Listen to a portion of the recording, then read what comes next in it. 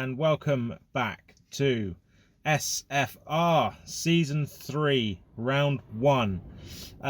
Break's gone well. I hope all of you have been sat there practicing and sweating on your time trials.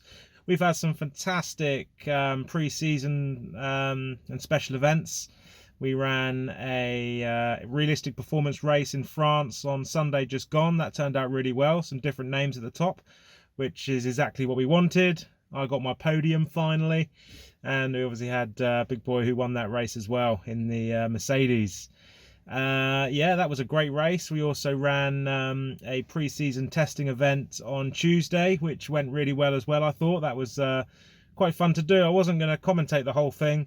Just going to do half and half, but I was actually really enjoying watching you all drive around the track and, you know, talking about you all and the season and the drivers. I managed, I think, pretty much whoever turned up, I managed to stay on you for a bit and watch you and, you know, talk about you, your previous season. So it worked out really well. I thought that was really good. Definitely be doing that again. Okay, so we are going to Austria this weekend. It is round 1 of season 3. Now, last season we did Austria as well. We did it in round 4. Quickly talk about the finishes there. So we had a race winner of Cornet, followed by Oracolo and Tos de Caba. Oracolo stuck it on pole with a 1 minute 3:295. Cornet not far behind, just over a tenth. And Frog literally a couple of thousandths behind Cornet, so it was very tight at the top. The whole grid, because Austria is such a short track and it's so power hungry, the smallest mistakes will lose you time in the corners. But the grid is always very close. There wasn't a lot between all of the top 20. So yeah, I'm expecting that again this weekend. Stuart Little, he was the fastest lap holder of that race. For my OCD, it's brilliant. His lap time was a 1 minute 5:000. So yeah, that's that. We had the most successful team last year were the AlphaTauri, who are now rebranded into the Ferrari. So that contained Giamma and Oracolo. They picked up 26 points. The Haas team were very close behind. They picked up 25 with Kachau and Toss at the wheel of that Haas. But yeah, so you're thinking about, you know, who's gonna do well this weekend. The Ferraris could be doing it. The Ferraris could definitely be doing it. So before I talk about the track, let's go to Nick Crofty, Red Dog, and Big Boy in their new racing points. We're doing a teammate battle this weekend. Take it away, guys. Hello and welcome to the first hot lap of SFR Season 3. And this week we have something a little bit different for you. So instead of one driver, we have 2 teammates, in fact. It's Red Dog 44 and Big Boy 85. They're going to kick us off with a lap around the 4.31 kilometre 10 turn Red Bull Ring in Austria. So last time we were here, Red Dog finished ahead of Big Boy. So let's see if he can do it again. So they both make their way up the front straight here, getting ready for turn 1. The right-hander down into 4th gear, both taking very similar lines there. Both get a nice smooth exit out there, work their way up through the gears all the way up to 8th gear. Getting set up for turn 3, which is the right-hander. So this will go down into 2nd gear. As we can see, Red Dog is just up very marginally, so there's nothing in between them at this stage. Turn 3, they've navigated through there fine, making their way down to turn 4. So it's the downhill braking zone. As we see, Red Dog use a little bit more of the curb on the entry there. They both navigate the corner fine. Turn 5 is just the flat-out right-hander, getting ready for turn 6. So Big Boy takes a little bit more of the curb there this time. Both use a very similar line on the exit. At this stage, it's Big Boy who's the fastest sector. So Big Boy's up as they head to the last part of the lap now. Turn 9. Red Dog takes a bit more of a tighter line there. Braked a little bit later as well. Same for turn 10. So we'll see if that comes up in the sector splits.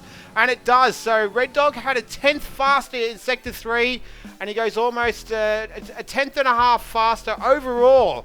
So it's Red Dog who once again has taken it out over Big Boy. So thank you very much to those 2 guys who volunteered for the first time to do the teammate battle on the SFR Hot Lap Series. Good luck to everyone racing on the weekend. Now it's back to my main man, Van Rocco. Well, I hope you agree that the teammate battle works really well. I absolutely love watching it. Me and Delta have done one. Red Dog and Big Boy have now done one, but I love watching, especially when the two cars are the two teammates are so close together, just picking out tiny little bits. As Nick said, it was basically, I think it was half a tenth in the first sector, which was just the line at turn 1, and then it was literally all in the last couple of corners. I think Red Dog took a bit more inside curb at turn 9. That was it basically, and that gained him the extra tenth that he needed to beat him. But yeah, it's a fantastic track. So as we say, it's got 10 corners. They come thick and fast. The straights are long, but the corners, they do come one after the other. Very, very power hungry. You're going to need low downforce. Yeah, it's just one of those tracks that it just flows. Once you get a rhythm there, because the corners are so close together, you get a rhythm, you're going. It's basically just sector 1 is straights, and then sector 2 and 3 is just corner, corner, corner, corner, corner. I love it. I love Austria. It's a very good one. It's a 36 lap race. It's an easy one stop, soft, medium, soft, hard. Go the other way, soft, medium, soft. Yeah, you won't do medium hard, will you? But yeah, you can split that strategy. I mean, you can also do a 2-stop. It's quite easy and quite well to do a soft medium. Obviously track position is quite key, especially through sector 2 and sector 3, but you will get overtaking opportunities in sector 1. So if you did want to do the extra pit stop, by all means go for it. You're definitely going to be the faster cars on the track, and you'll be able to smash it out. Obviously safety cars, because it's quite a tight track, you could see a few safety cars. There's quite a big runoff, so you don't know. I don't know what the FIA are going to be thinking about this weekend, but yeah, that's that. One major thing to pick up on, which I did mention in last year's Austrian notebook, is the pit lane. If you're going to be entering the pits, stay as far right as you possibly can. That just signals to the driver behind you that you are entering the pit lane on the rundown. If you're not pitting, stay left. It just makes things a lot simpler. So we'll see how that goes. Hopefully no incidents to report this weekend. As always, record your races. There's a self-promotion channel in the Discord, so put your links and streams in there. That's always good. It's always nice to see other people's onboards and things like that, so I enjoy watching those.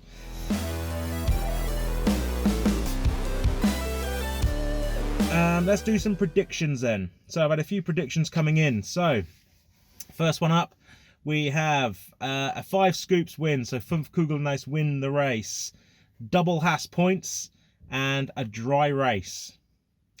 Next one is a Canadian in the top 5. There's only one Canadian here, so I'm assuming that means Frog. Frog in the top 5, 1 safety car, and a Cornet win. Next one is Toss to qualify on the back row, and Mercedes points. Go on, Mercedes. When I was reading that, I was thinking Mercedes. Oh, he means them. But no, it's me and Delta this year. So me and Delta are in the points. One of us, anyway. We'll see how we go. Next one is a pole time of 1:02.400. I think that's being a bit optimistic, but I will give you a tenth either side of that. Drop my pen, sorry. I'll give you a tenth either side of that. Last year's was a 1:03.295, but it was quite overcast and dry, so it wasn't optimal. It wasn't optimal conditions. And wet race at some point, so it will rain. Obviously, Austria is in the mountains. The weather can be, it's a bit like Spa. The weather can change at the drop of a hat. And 8 different constructors in the top 10. Next one is Tribal points. Come on, Tribal.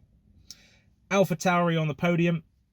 And Fumph to win, but hard fought. A hard fought win. Next one is 5 DNFs. 1 virtual safety car, and Toss on the podium. Predictions done and dusted. Let's see how many of those come true.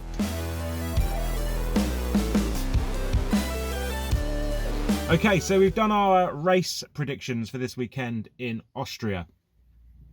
I have asked a question in the admin channel about 3 categories. So we have Drivers' Champion, Constructors' Champion, and Wooden Spoon.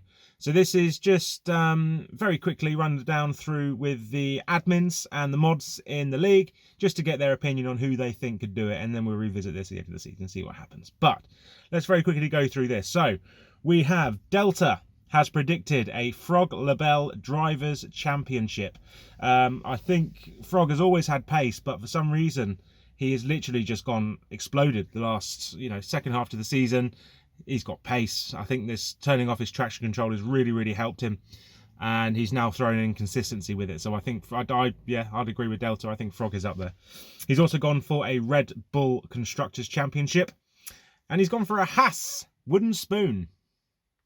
So Cornet has predicted a FUMF Drivers' Championship, an AlphaTauri Constructors' Championship, and a Mercedes wooden spoon.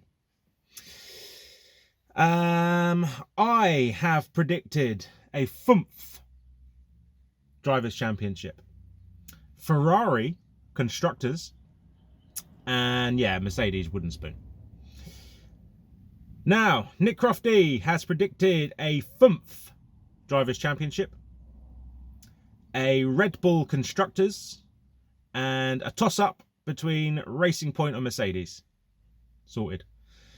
And then we have Giamma. Giamma has predicted a FUMF Drivers' Championship, an AlphaTauri Constructors, and a Ferrari wooden spoon. So there's me predicting them to win it, and himself is predicting them to lose it. So there we go. That's the season predictions from the admins and mods. Let's see how many of those come true. Personally, I'm excited. I think there's going to be probably about 3 or 4 drivers in a shout for the championship. I reckon probably most of the constructors as well. I think it's going to be very tight. We'll see what happens.